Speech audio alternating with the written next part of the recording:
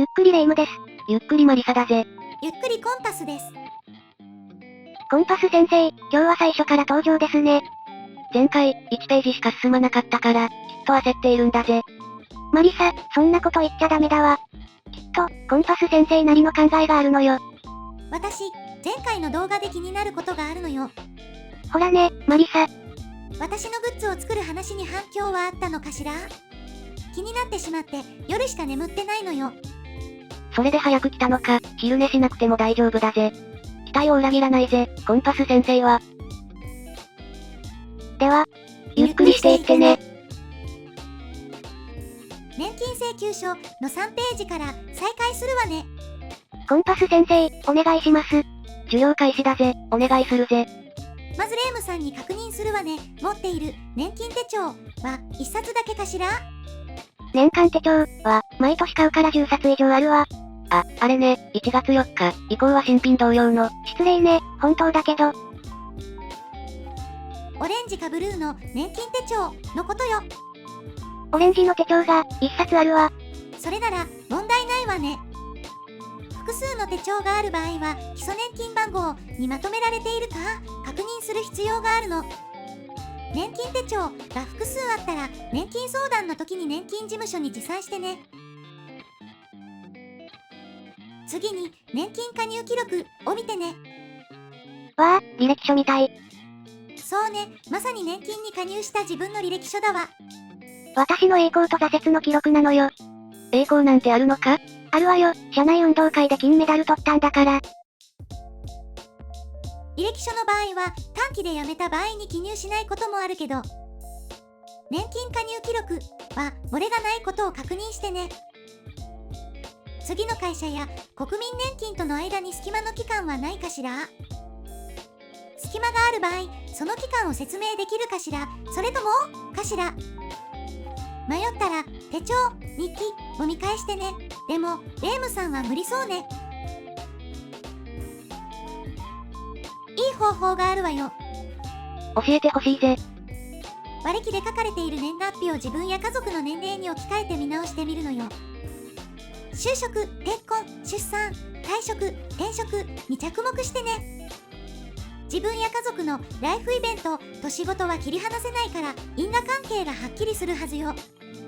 ほんとだ。パート、アルバイトという言葉にとらわれると危険よ。実は正社員と同じように厚生年金に加入して働いていたということもあるわ。学生時代、厚生年金に加入するような仕事をしていなかった？学業優先で家庭教師しかしなかったわ。サークルとコンパ、頑張ってたよな。マリサ、私に恥をかかせないで。学校を卒業して最初に働いた会社等は記入されているかしら？初任給をもらった会社ね、大丈夫だわ。その会社を辞めた後、国民年金になっているわね。そこから、オーディションに落ちまくる、長い下積み生活が始まるのよ。レ夢ムってアイドルだったのか？面接オーディションっていうのは、業界人なのか？知らないのマリサ？私は今でも視聴者みんなのアイドルよ。研修を受けている使用期間中に自分に合わないとか裏企業とかですぐに辞めたことはないかしら？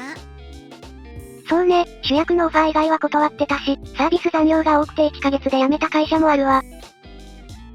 国民年金になっている期間が実は厚生年金に加入していたってこともあるのよ。年金相談は自分の記録を整備する絶好のチャンスなのよ。収入板年金って言われていたけど、未だにさまよっているのか？巫女としての血が騒ぐわ。それって、巫女の仕事なのか？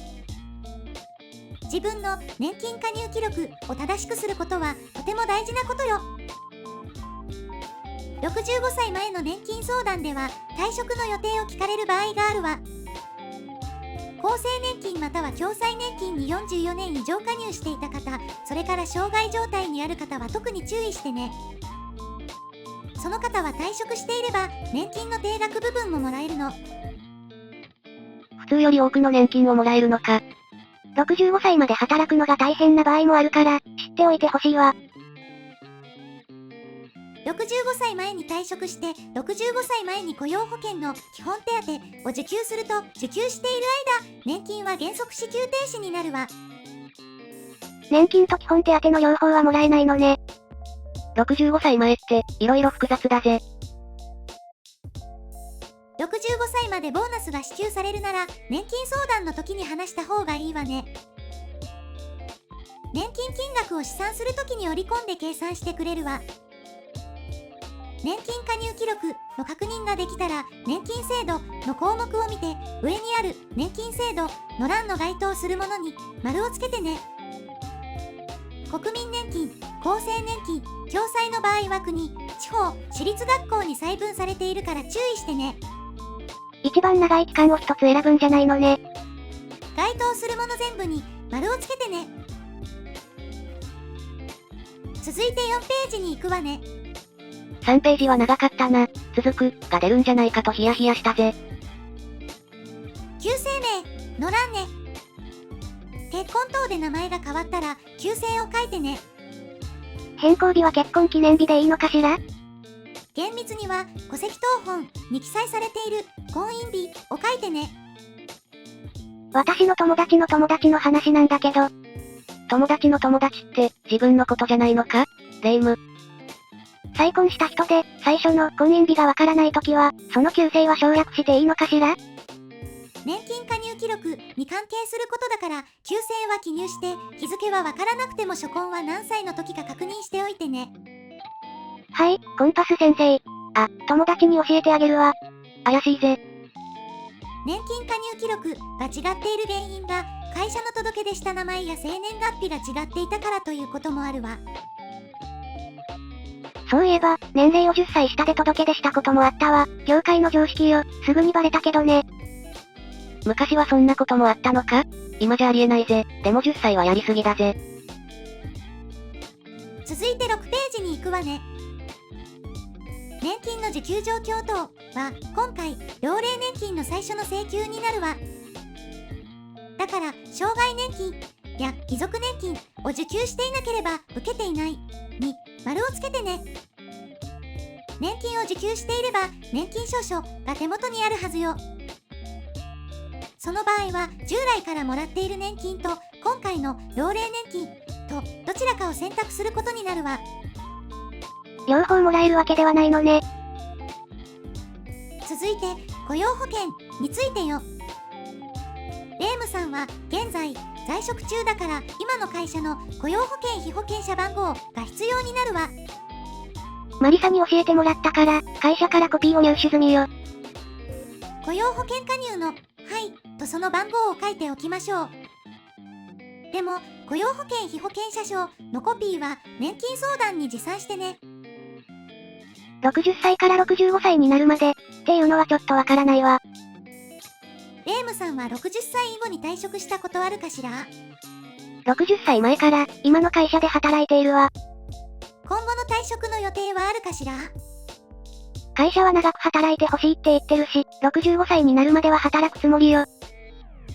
そうすると、60歳から65歳の間に雇用保険の基本手当をもらうことはないわ。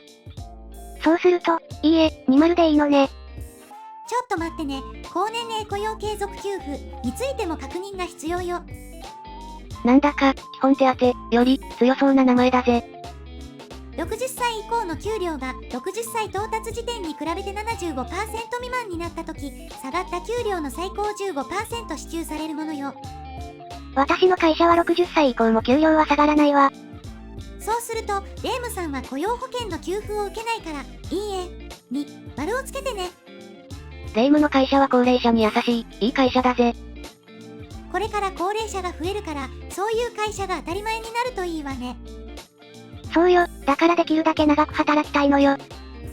もし給料が下がって、高年齢雇用継続給付を受給すると、2ヶ月に1回、自分の口座に入金されるわ。そして、高年齢雇用継続給付を受給した場合に、年金はその約 40% 支給停止になるわ。結局、その給付は、もらえない方がハッピーなんだぜ。失業したり、給料が下がるのは避けたいわよね。でも、そんな時に必要な給付よ。続いて8ページに行くわね。配偶者と子供の記入欄よ。私の友達の話なんだけど、今度は本当の友達っぽいぜ。もうすぐ私と同じように年金請求するタイミングで離婚したのよ。いわゆる熟年離婚ってやつだぜ。その場合、配偶者はいますかの欄は、どう記入すればいいのかしら？限りなく、はいに近いと思うわ。むしろ、はいにしてあげたいわ。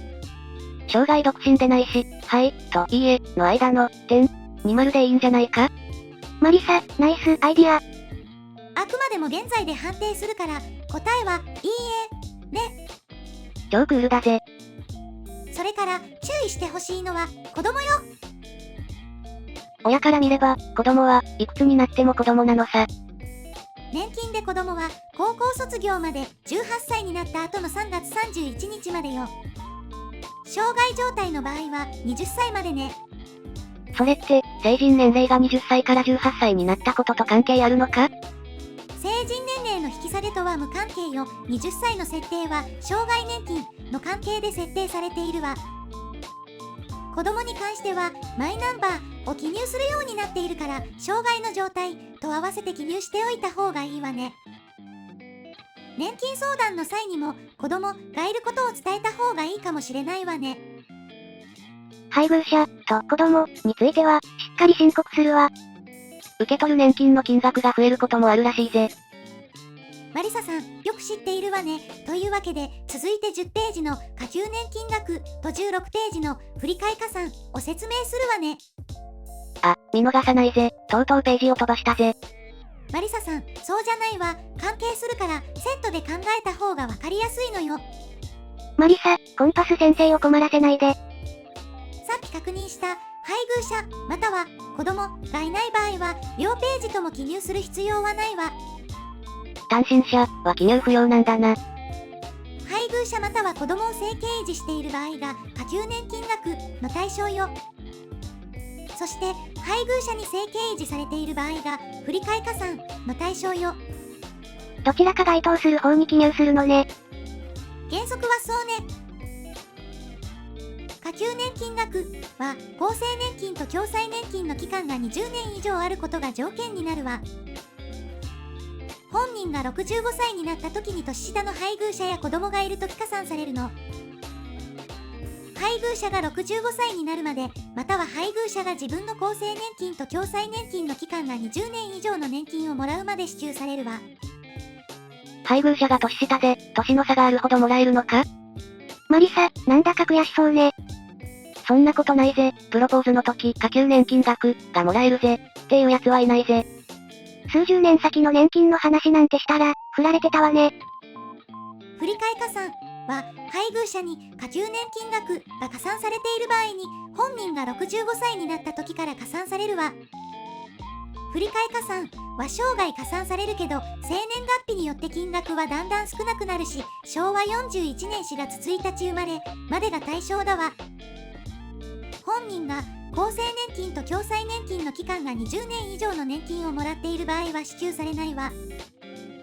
厚生年金と共済年金の期間が20年以上を夫婦2人ともクリアするケースも今後は増えそうだわ。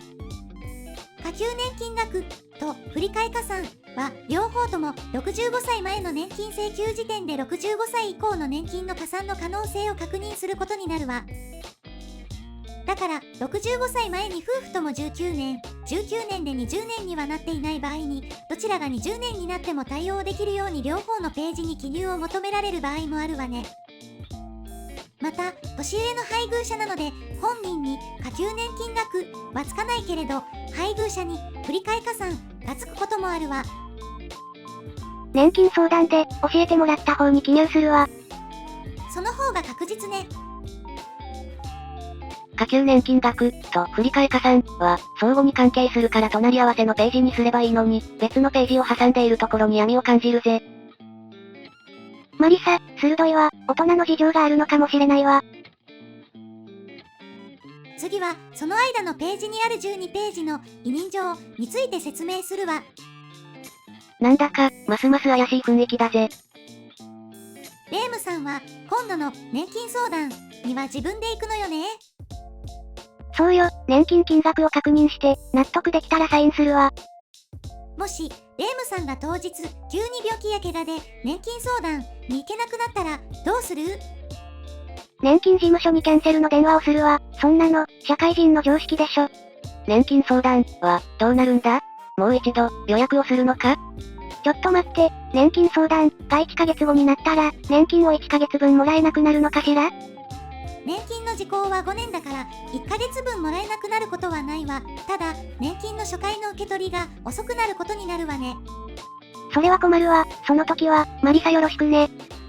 よろしくって言われても困るぜ。大丈夫よ。私の赤い衣装を着れば、誰も気づかないわ。それから、何を聞かれても絶対に話しちゃダメよ。マリサの、すぐにバレちゃうわ。昔、聞いたことがあるようなフレーズね。流行語大賞狙おうかしら。そんなことしなくても、委任状を書けば大丈夫よ。コンパス先生、それを早く言ってよ。委任状は、いけなくなったレイムさんが全部書くのよ。代理人って、やっぱり家族よね。家族、特に配偶者の場合が多いけど、それ以外の金融機関職員、それから社労士等も OK よ。なんだ、コンパス先生に頼めばいいじゃん。レイム様、年金請求手続きの仕事のご依頼をお待ちしております。急に仕事の顔になったわ。言葉遣いも違うし。代理人は本人確認書類としてマイナンバーカードや運転免許証等を持参することになるわ。本人の本人確認書類のコピー等は必要ないわ。そうなのね。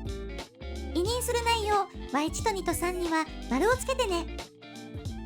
今回は65歳までまだ期間があるけど、請求が遅れて65歳まで4ヶ月を切ると、65歳以降の年金をどうするか聞かれることがあるわ。そのことをその他に書いておいた方が代理人も困らないわね。65歳以降の年金を65歳から受給する。65歳以降の年金を繰り下げする。請求が遅れると65歳以降のことも聞かれるのね。年金相談では、年金金額の見込み額やその他の説明資料を交付されるわ。代理人に交付を希望するを選べば、当日資料を持ち帰ることができるわ。代理人って大変そうだぜ。責任重大ね。年金記録が見つかったとか、想定外のことが起きる可能性もあるわね。可能ならば、その場で本人に電話連絡できるようにしておいた方がいいわね。そんな時は、当日の提出にこだわらず、後日、郵送で提出することもできるわ。そういう不測の事態に備えるなら、社労士に頼むのが一番かもしれないわね。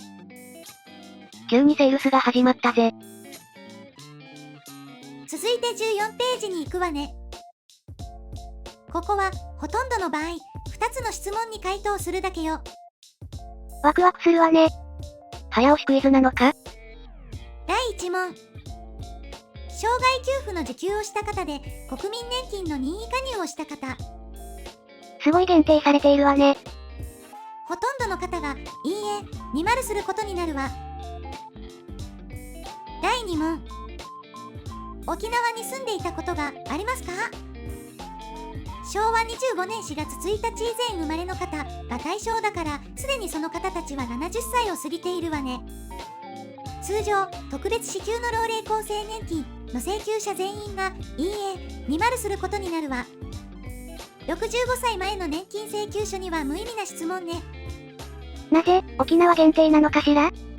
国民年金が始まった昭和36年当時、沖縄はアメリカの統治下にあったの。リメンバー沖縄、沖縄を忘れるな、の闇のメッセージを感じるぜ。年金に歴史あり、だわ。いよいよ、最後の18ページに行くわ。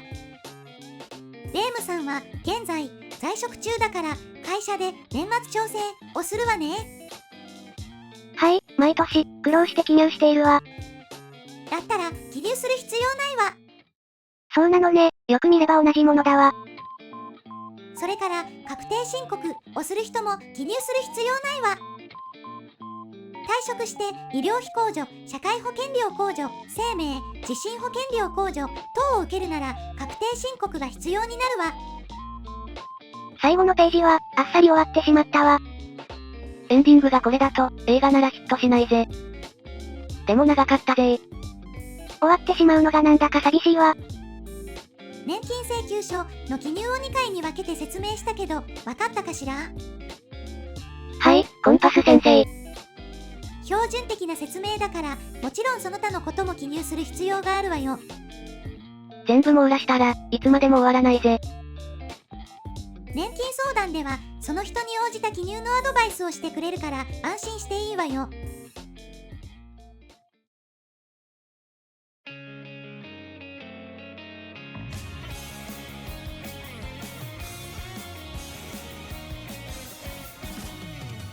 今回の動画が参考になった方はグッドボタンとチャンネル登録で応援よろしくお願いします。コメントをいただけると励みになりますし、次回へのモチベーションアップにもなります。このチャンネルでは年金についての動画を発信していきます。あなたの野心番になれるように頑張ります。ご視聴いただきありがとうございました。それでは次の動画でまたお会いしましょう。次は、霊夢、年金相談へ行く、のライブ配信をやるのか？やらないわ。アイドルはプライベートを公開しないわ。